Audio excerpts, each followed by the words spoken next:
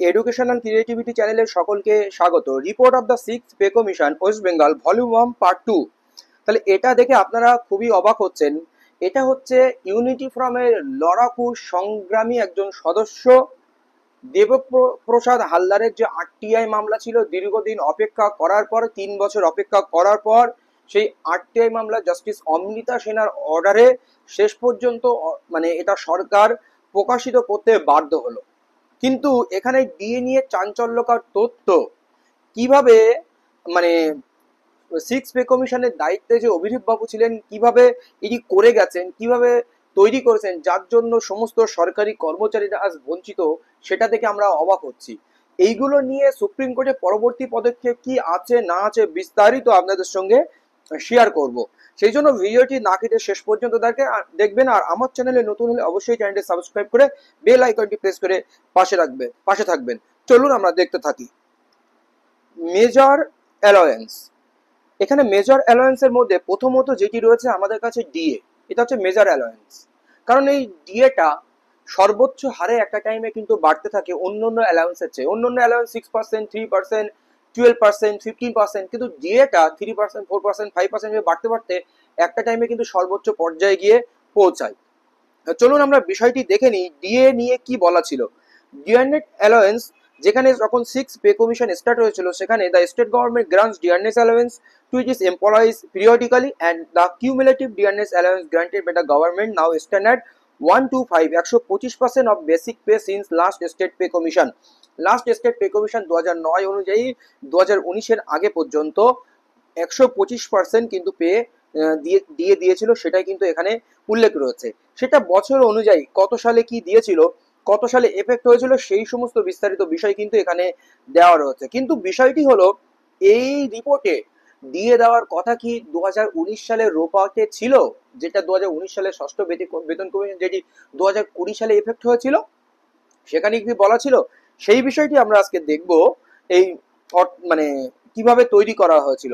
শেষ পর্যন্ত আমরা 125% দিয়ে দেখুন 1/1/2019, এই 1/1/2019 থেকে 1/1/2020-তে কিন্তু সিক্স পে কমিশন কার্যকারী হয়েছিল। আর 2021-এ এসে প্রথম ডিএ দিয়েছিল। প্রথম পে কমিশন পশ্চিমবঙ্গে যেটা 0% ডিএ দিয়ে শুরু হয়েছিল, সেটা হচ্ছে ষষ্ঠ বেতন কমিশন। তো চলুন আমরা ডিএ নিয়ে বিষয়টি ক্লিয়ার করি কি লিখেছিলেন। In view of the above, Commission recommended that the state government may from time to time decide the quantum of dearness allowance to be given to the employees, taking into consideration the financial resource available to the state government.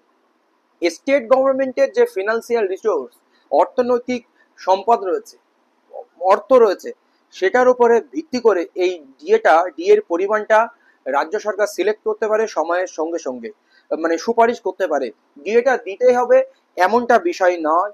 In view of the above commission recommended that the state government may from time to time, সময়ের সাথে সাথে, decide the quantum of dearness allowance, সিদ্ধান্ত নিতে পারে dearness অ্যালাউয়েন্সের পরিমাণ to be given to the এমপ্লয়িজদের দেওয়ার জন্য, taking into consideration the financial resource অনুযায়ী কতটা সম্পদ রয়েছে বা কতটা অর্থ রয়েছে, সেই অনুযায়ী ডিসিশন নিতে পারে। Available to the state government, state গভর্নমেন্টের কাছে কতটা রয়েছে।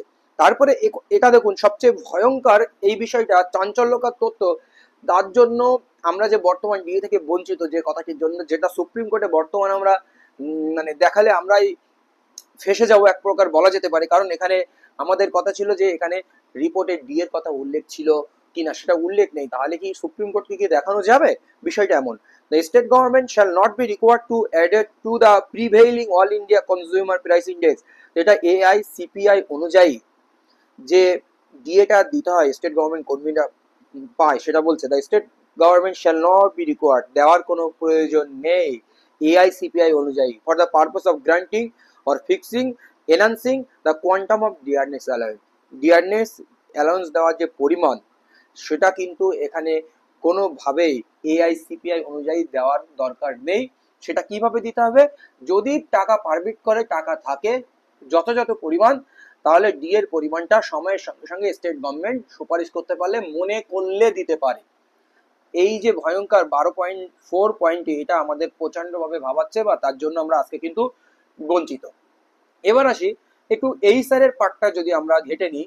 আমরা রাজ্য সরকারি কর্মীরা 2019 সালের আগে যে পে কমিশন সেখানে কিন্তু 15% এইচআরে পেতাম, সেই 50% এই এইচআরে কমিয়ে কিন্তু করা হয়েছে 12%। এটা আপনারা জানেন, আমরা কারো এখন 12% করে এইচআরে পেয়ে থাকি। তো এইচআরের বিষয়টা আমরা এখানে আসলে আমরা বুঝতে পারবো। এই দেখুন, in revised house rent allowance of the employees dwelling within the purview of this part subject to the existing terms and condition may be fixed and 12% of the revised basic pay। এই হচ্ছে মূলত বিষয়, দুটি বিষয় যেগুলো আমাদের জানার প্রয়োজন। এই এইচআরএ বা ডিএ এই দুটো কিন্তু আমাদের স্যালারিটা ভীষণ হেরফের করে দেয়, সেই জন্য এই দুটি বিষয়ে বললাম। পরবর্তীতে কোনো আপডেট আসলে বা কোনো কিছু ইম্পর্টেন্ট কিছু থাকলে অবশ্যই আপনাদেরকে শেয়ার করা হবে। ধন্যবাদ।